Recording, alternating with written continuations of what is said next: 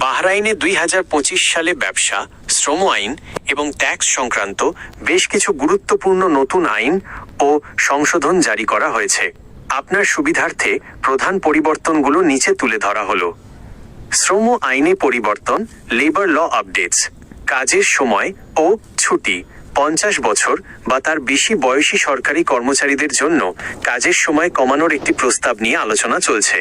প্রস্তাব অনুযায়ী 50 বছর বয়সীদের জন্য দৈনিক 1 ঘন্টা, 55 বছর বয়সীদের জন্য 2 ঘন্টা এবং 60 বছর বয়সীদের জন্য 3 ঘন্টা কাজ কমানোর কথা বলা হয়েছে। এছাড়া বয়সভেদে বার্ষিক ছুটি 30 দিন থেকে বাড়িয়ে 45 দিন পর্যন্ত করার প্রস্তাব রয়েছে। ওয়েজ প্রোটেকশন সিস্টেম WPS এখন থেকে সকল নিয়োগকর্তাকে বাধ্যতামূলকভাবে ব্যাংকের মাধ্যমে বেতন পরিশোধ করতে হবে, যা ইলেকট্রনিক পদ্ধতিতে মনিটর করা হবে।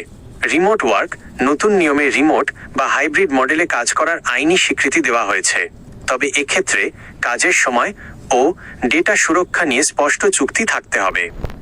2. ব্যবসা ও বাণিজ্যিক আইন, commercial lodge.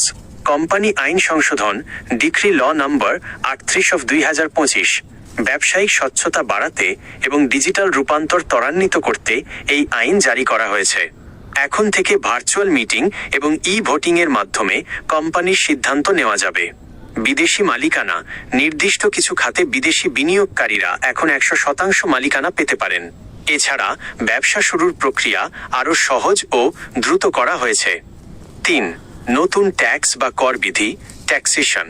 Global minimum tax 2025 সালের 1 জানুয়ারি থেকে বাহরাইনে 15% domestic minimum top up tax DMTT কার্যকর হচ্ছে। এটি মূলত বড় বহুজাতিক কোম্পানিগুলোর MNES জন্য প্রযোজ্য হবে।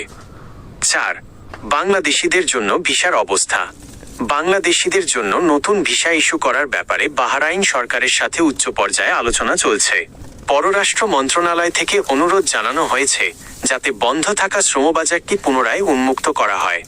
বর্তমানে ফ্যামিলি ভিসা এবং গোল্ডেন ভিসা নিয়ে কিছু আপডেট থাকলেও সাধারণ কর্মীদের জন্য ভিসা পুরোপুরি খোলার বিষয়ে এখনো চূড়ান্ত ঘোষণা আসেনি।